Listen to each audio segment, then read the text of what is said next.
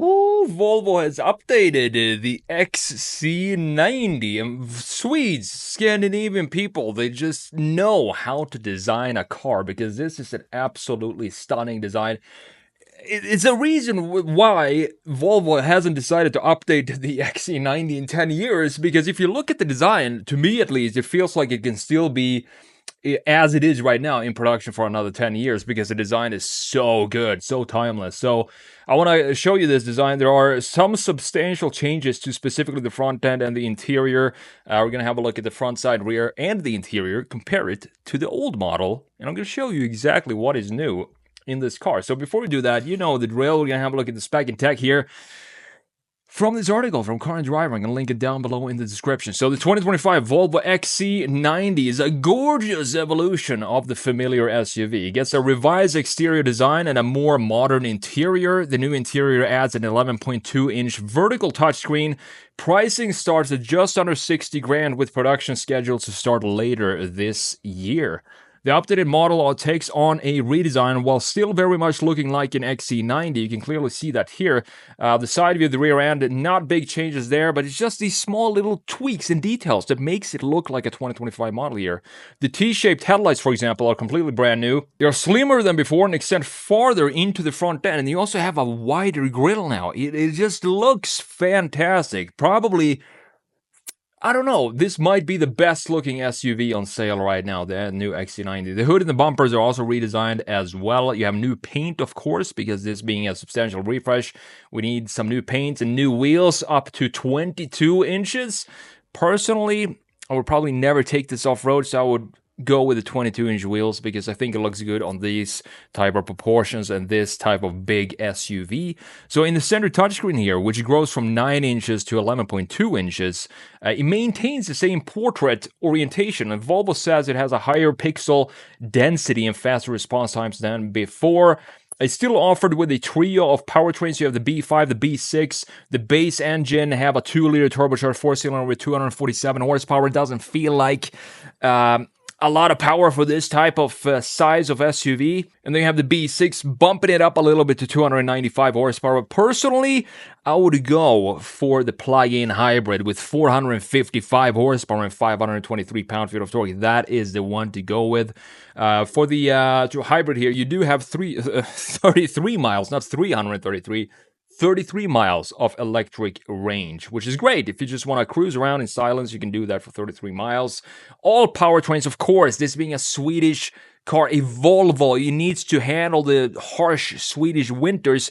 You don't have the option to just get this with a rear-wheel drive setup. All XC90s come with all-wheel drive and an 8-speed automatic, and that is something I think all SUVs in this size, it just doesn't make sense to have in rear-wheel drive. You want to have all-wheel drive for these type of vehicle. So with that said, let's jump into Photoshop here and let's have a look at this absolute beauty of a car. So on the right side, we do have the new one. On the left side, we do have the old one. Even though me personally, I don't necessarily think that this looks like an old design to me, because it's still very beautiful, this car. It still looks like a fresh design. We have the T-shaped Thor's hammer headlights in the front end here, and you can spec the XC90. Every time I see this though, I just cringe a little bit because you can spec it without the Thor's hammer daytime running light in the front end, just have some Edison light bulbs in here, and it just looks completely wrong. If you're gonna get an XC90, at least splurge a little bit and always get the daytime running lights, the Thor's hammers in here. But you can see the grille sits right here. We don't have a connection from the headlights to the grille, and we also have a very clean lower section here. It looks super modern today by today's standards because it's such a timeless design. Now looking at the new one here, they simplified it a lot, and it looks a lot like the EX90. I do think that's what it's called, the electric version of the XC90, but I definitely prefer the design of the XC90 here. You can see the difference here, specifically in the headlight and the grille section. So the top half, let's start with that. The top half, from the bumper up, we have the separation here with the bodywork in the old one, but now the headlights themselves continue right into the grille and creating this very nice starting line up top, and everything happens underneath here. I love when that happens. We also have a new outline for the headlights itself, and this looks very clean. So we have this type of outline now. You can see the the internal pieces is also changed. So we have a hollowed out Thor's hammer now. We have some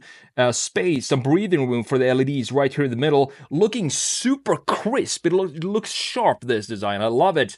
And then we also have a new grille, which, as you can see, is a lot wider than before. It stretches way wider now, and also, as I said, connects to the headlights, which now cuts in and intrudes into the grille. It looks super clean with this starting line up top, which I think looks a lot more stately than before, even though I still think that this is an absolutely stunning design. We also have a new design for the lower section here, and this is probably the only thing that I don't know. I need to see this car in real life.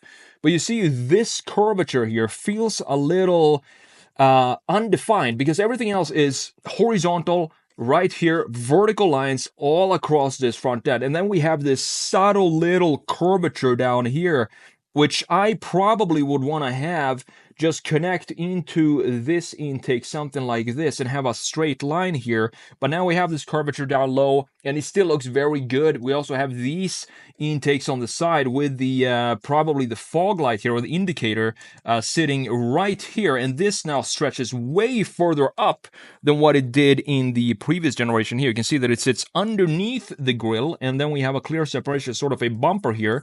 But we don't have that anymore here, because these now goes above and almost to the midpoint of the height of the grille. So very cool, very clean redesign by Volvo for the front. And I do think it's still unmistakably an XC90, but it's still, these tweaks that they made to the front end, it definitely brings it into 2025, even though it definitely retains its identity. Now, looking at the side view here, so crisp and clean again, with the very sharp shoulder line that we have going on here. Love the greenhouse as well, but look at this shoulder line here, going from the front end across into this corner of the taillight. We have a little bit thicker piece for the trim piece in the rear section here, creating some more volume in the back, also giving it more of a forward motion. When you have a little bit more mass here, feels like it's pushing the car forward. We have another line right here at the bottom, if I can hit it correctly, right there, connecting to what's going on right here in this line for the rear bumper. Like the wheels as well, you can see the new one.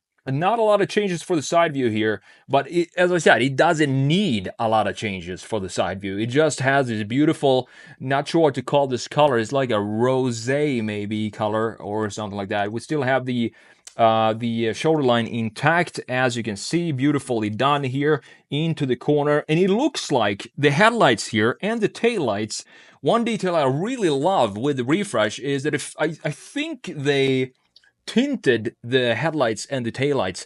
What that does, it really emphasizes the light elements in the headlights and the taillights, and specifically in the rear, when you have the red in this darker housing, it just looks very, very cool. Same type of greenhouse here, trim around the greenhouse as well. We have still a thicker piece down here, looking very nice. And these are probably the 22-inch wheels, and this is the reason why I would go for 22s, because you can see just how well they fill out the wheelhouses. It just looks proper, it looks planted, and the design of the wheels themselves, I do like these old ones, but I think I prefer these new wheel designs that we have here. Still have the elegant vibe to them, and the sizing, 22 inches, I think is just perfect fit for this these type of proportions. Still have the line down here, and the trim piece down here at the bottom is also still intact. So not a lot of changes in the side view here, but that is totally fine. Now, looking at the rear end here, and this is what I'm talking about. You can see, I know that these press photos of the new XC90 are a little bit dark, but I'm not sure if the taillights themselves are brand new. I can't say, because it looks like all the pieces here for the internal pieces are at the same spot, the same thickness, but they tinted the entire housing, the entire glass for it, and it creates this very high resolution, well-defined LED inside of it. Here you can see that it kind of melts into the rest of the glass because everything is red, but now that when we have a darker tint for it, it just looks so much cleaner in my opinion. I also love this color. It's a beautiful color, adds to this more luxurious feel. One detail I wish they would have kept for the new 2025 XC90 is the lower section down here. You can see we don't have exhaust pipes. anymore. So they ditched the exhaust pipes, which I think looked very clean on the previous pre-facelift down here. Just some subtle exhaust pipes squared off like this, looking very nice.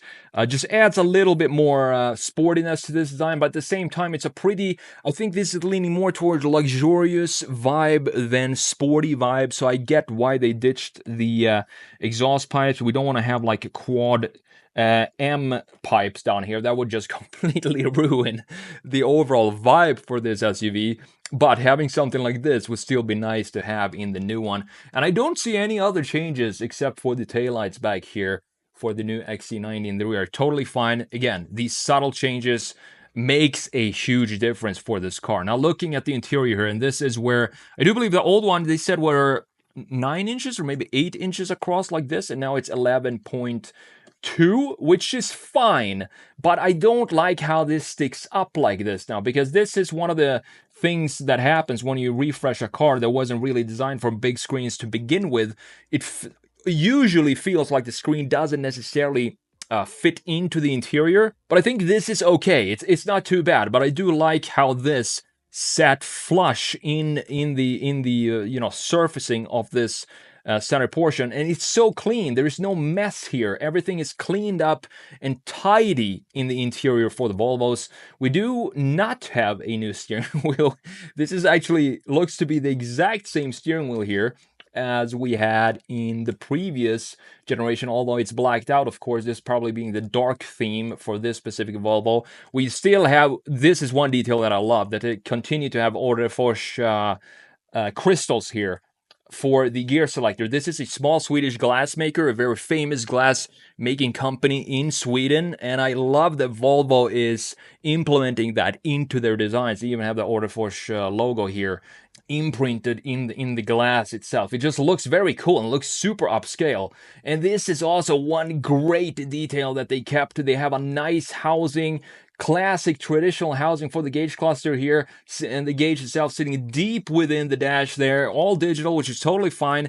We have new vent designs here as well, both in the center and on the sides. These are new designs, and overall it's just a very, very clean looking interior with typical Scandinavian lines, because it's so dialed down when it comes to the styling, but at the same time you can see that the designers put a lot of effort into making it feel like a very homey place, yet minimalistic, and that is not a very easy thing to do. So overall, this refresh, fantastic refresh. I'm glad actually that Volvo did not decide to just completely ditch the XC90, because even the old one I think is one of the better looking SUVs on the market right now. Even after 10 years, it still looks so good.